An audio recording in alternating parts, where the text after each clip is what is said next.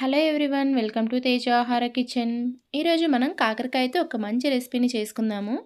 అదేంటంటే కాకరకాయ వెల్లుల్లిపాయ కారం అండి. ఈ కారం ఆ వేడివేడి అన్నంలో తింటే టేస్ట్ అనేది చాలా అంటే చాలా బాగుంటుంది.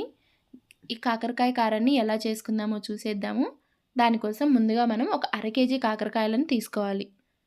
ఈ అర కేజీ కాకరకాయలని ఇలా పీలర్తో తొక్క తీసేసుకొని పక్కన పెట్టేసుకొని ఉంచుకున్న తర్వాత దీన్ని మనం చిన్న చిన్న ముక్కలుగా కట్ చేసుకోవాలి. ముక్కలు కూడా మరీ పెద్ద సైజులో కాకుండా మీడియం సైజులో కట్ చేసుకోవాలి. మరి పలుచగా కూడా కట్ చేసుకోకూడదండి, ఎందుకంటే ఆయిల్లో ఫ్రై అయ్యేటప్పుడు అవి మరీ విరిగిపోయే ఛాన్స్ ఉంటుంది. అలా కాకుండా మీడియం సైజులో కట్ చేసుకొని ఇందులోకి మనం అర టీ స్పూన్ ఉప్పుని, అర టీ స్పూన్ పసుపుని వేసుకొని ముక్కలకు బాగా పట్టించాలి.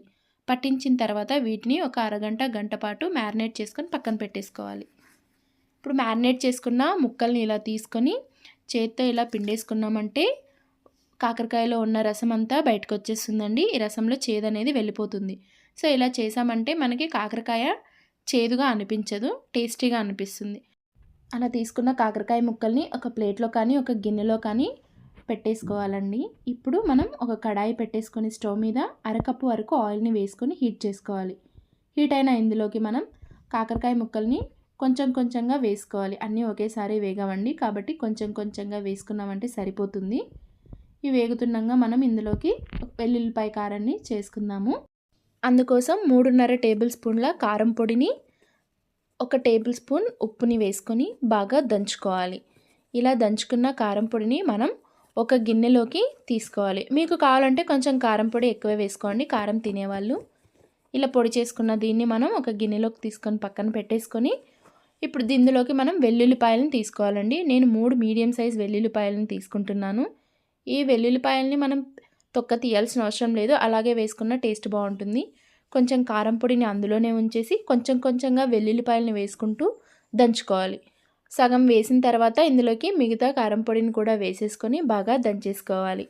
ఇప్పుడు వాటన్నిటిని ఒక గిన్నెలోకి తీసేసుకొని కలుపుకున్నామంటే వెల్లుల్లిపాయ కారం అనేది రెడీ అవుతుందండి. ఇది కాకరకాయ ఫ్రైలోకి టేస్ట్ అనేది బాగుంటుంది. ఇప్పుడు కాకరకాయలను ఎలా ఫ్రై అయ్యాయో చూద్దాము. చూడండి, ఇవి ఫ్రై అవుతున్నాయి. ఇలా కలర్ చేంజ్ అయిన తర్వాత మనం వీటిని పక్కన ప్లేట్లోకి తీసేసుకోవాలి. మరీ ఎక్కువ ఫ్రై అవ్వకూడదు, వీటిని మీడియం ఫ్లేమ్లో మాత్రమే మనం ఫ్రై చేసుకుంటూ ఉండాలి. ఇప్పుడు మిగతా కాకరకాయ ముక్కలను కూడా వేసేసుకొని మీడియం ఫ్లేమ్లోనే ఫ్రై చేసుకోవాలి. హై ఫ్లేమ్లో ఫ్రై చేసుకున్నామంటే అవి త్వరగా కలర్ చేంజ్ అవుతాయి, కానీ లోపల మాత్రం ఉడికిండవు. కాబట్టి కాకరకాయల్ని మీడియం ఫ్లేమ్లోనే ఉడికించాలండి, అప్పుడే ముక్క టేస్ట్ అనేది చాలా బాగా వస్తుంది. ఇప్పుడు అదే ఆయిల్లోకి మనం 1 టేబుల్ స్పూన్ మినపప్పుని, 2 టేబుల్ స్పూన్ల పల్లీలను తీసుకొని ఒక 2 నుంచి 3 నిమిషాల పాటు వేయించుకోవాలి.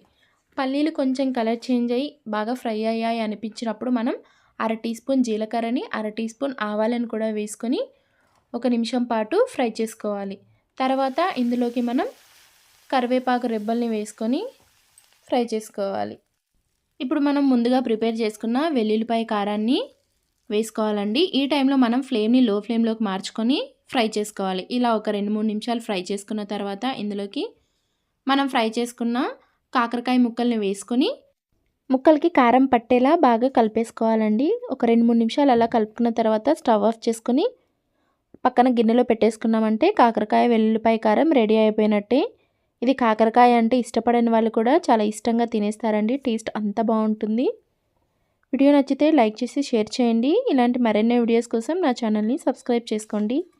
Thank you for watching.